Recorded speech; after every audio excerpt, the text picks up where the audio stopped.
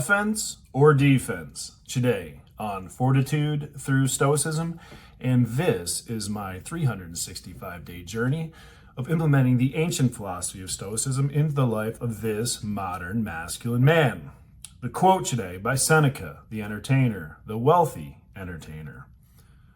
Fortune doesn't have the long reach we suppose. She can only lay siege to those who hold her so tight. So let's step back from her as much as possible. Now, interesting, Machiavelli, who supposedly admired Seneca, said that fortune is a woman, and it is necessary in order to keep her down, to beat her and struggle with her. Now, even for the 16th century, pretty horrifying stuff, according to Ryan Holiday in the Daily Stoic. But for a ruthless and endlessly ambitious ruler, it was par for the course. Boy, is that the nasty lifestyle you're after? So let's compare that to Seneca's view. Not only is he saying that the more you struggle with fortune, the more vulnerable you are to it, but he's also saying the better path to security is an impenetrable wall of philosophy.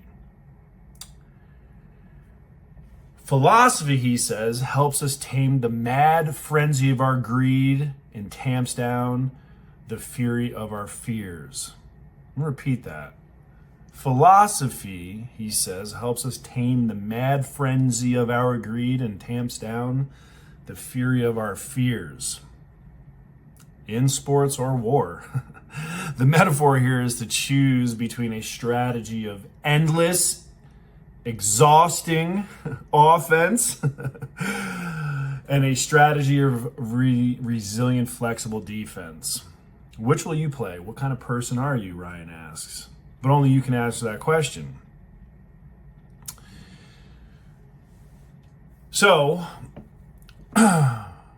but you would be remiss not to consider that the ultimate end of Machiavelli's book, how few of them died happily in bed surrounded by their loved ones. So anyway, offense or defense?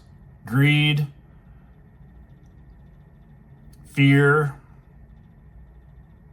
I guess the question I'm going to propose is, because we're asking, is it good to have a good offense or a good defense? My question is, why not both? So one can build a wall of impenetrable resistance by building up his mindset. That's really what it comes down to. It's your mindset, right? So whoever takes shot at you, boom, cast iron, baby, ain't getting through. It just plinks off. Nice try. It's like plinking. But then, do we remain on our heels and always wait for fortune to come to us? And that's where offense comes in. Carpe diem, if you will. Seize the day. How can we seize the day if we're seizing the chair which our ass is on? True story. So let's talk in a real world context. What does that look like?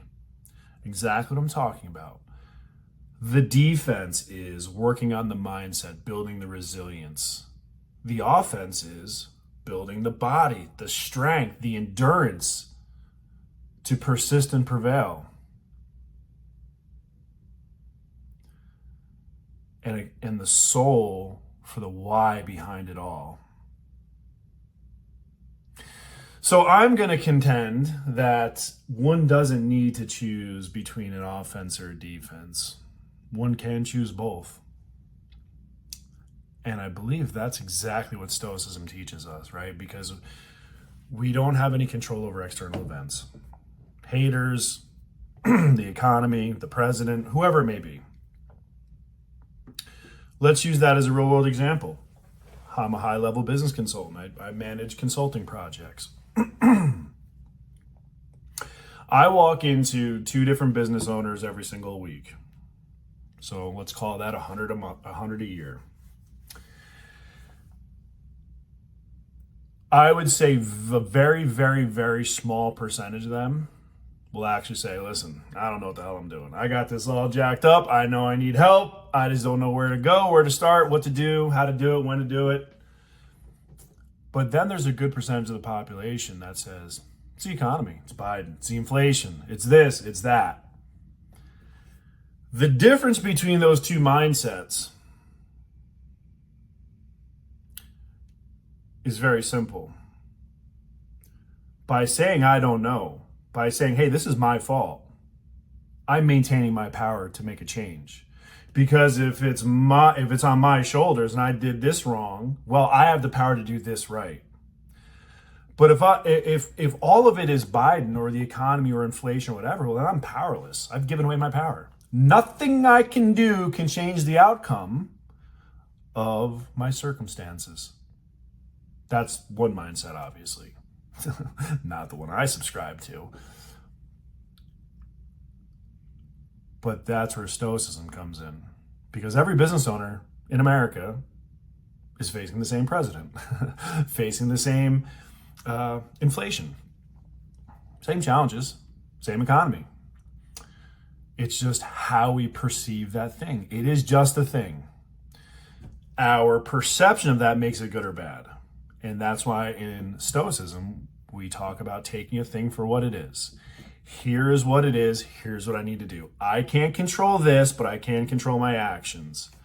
So whether you are an entrepreneur, a business owner, had a great call yesterday with Gen Z podcast, Stoic podcast, talking about their Stoic journey. A couple of young men in college, but have embraced Stoicism. And I kind of commended them. I said, man, listen, I wish I had this shit 20 years ago. The truth is, and what one of the men said, it was Matteo, I believe he said, this is the easiest hard thing you'll ever do. And he's right. It's very easy to say, hey, don't let what other people say affect you. But when they're saying, hey, you're fat, hey, you're ugly, hey, you're tooth, hey, you're this, hey, you're bald, hey, you're this, hey, you're like, oh, man. It's like little bullets, and you got to make sure that your armor repels that away. And that's the defense. That's the defense. Now, the offense is going out there and being a beacon of light, being a source of inspiration for others. You are never a Stoic. I'm not a Stoic. I call myself a modern Stoic, but I'm always a student. I'm on the path of Stoicism. But to call myself one is to say that I've arrived. And there is no way to arrive. There is no way. It is always a journey. That's the offense.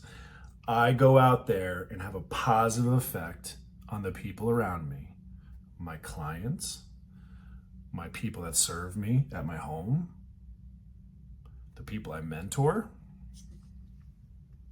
That's offense. So I choose both. And on that, let's get out of here.